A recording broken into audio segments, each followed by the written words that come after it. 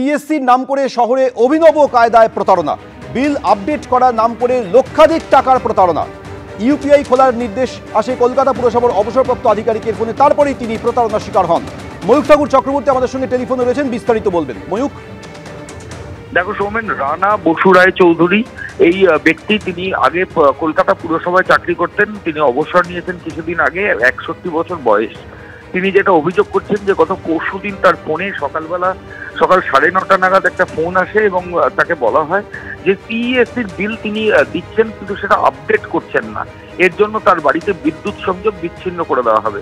তো তিনি বলেন যে প্রত্যেক মাসের বিল তিনি দিয়েছেন, যে তাহলে কিসের আপডেশন।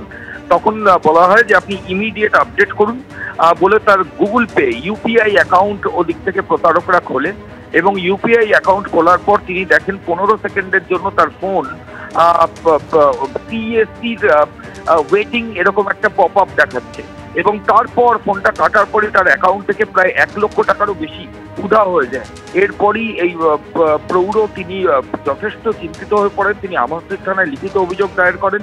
তিনি লালবাজারে গোটা বিষয়টা জানান, কিভাবে গোটা ঘটনা ঘটলো সেটা নিয়ে তিনি দ্বন্দ্বে রয়েছেন। সিইএসসির নাম করে এর আগেও প্রতারণা হয়েছে, কিন্তু এটা একটা নতুন মোডাস অপারেন্ডি, যেটা বাঙালি যারা বাংলা ভাষায় কানেক্ট করে তাদেরকে কথা বলা হচ্ছে, যেগুলো জামতারা গ্যাং, তাদের যে স্টাইল অফ অপারেশন ছিল সেটা থেকে কিছুটা আলাদা। ফলত এটাই পুলিশ আধিকারিকদের ভাবাচ্ছে। পুলিশের তরফ থেকে বলা হচ্ছে যে লিখিত অভিযোগ এসেছে, পুলিশ তদন্ত শুরু করে। ময়ূক, ধন্যবাদ। প্রতারণার শিকার হওয়া অবসরপ্রাপ্ত আধিকারিক কি জানিয়েছেন শুনুন। গত শনিবার 11 তারিখ সকালবেলায় 9:15টার সময় একটা ফোন এলো।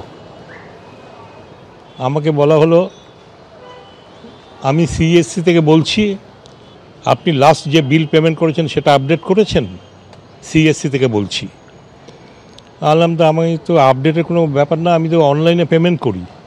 বললো, না, ওই পেমেন্টটা লাস্ট পেমেন্টটা আপনাকে রিফান্ড করা হচ্ছে, আপনি একবার গুগল পেতে করেছেন তো? আমি বললাম, হ্যাঁ, ওটা চেক করুন। আমি তখন গুগল পেটা চেক করলাম, তখন সে ফোন ধরেছিল। করে আমি দেখলাম যে না, কিছু আসেনি। তখন আমি বললাম, না, কোনো রিফান্ড আসেনি। তখন যে ঠিক আছে, আপনি ফোন ছাড়বেন না, ওটা আমরা আপডেট করে দিচ্ছি বলে হঠাৎ দেখলাম আমার এই ফোনে ব্ল্যাক যে ফোনটা, এই ফোনের মাঝখানটা একটা রাউন্ড হচ্ছে আর ওপরে লেখা আছে সিএসসি আপডেটিং। 1.5 মিনিট হয়ে গেছে, বলছে আপনি ওটা টাচ করবেন না। যেই এই কথা বলেছে তখন সন্দেহ হচ্ছে। খানিকক্ষণ বাদেই আমার কিছু সন্দেহ হচ্ছে, আমি তখন ওর লাইনটা কেটে দিয়েছি, পুরো ফোনটাকেই বন্ধ করে দিয়েছি। করে দিয়ে আমি চেক করে দেখলাম আমার যে অ্যামাউন্টটা ছিল তার থেকে একদম 99,000 মাইনাস হয়ে গেছে।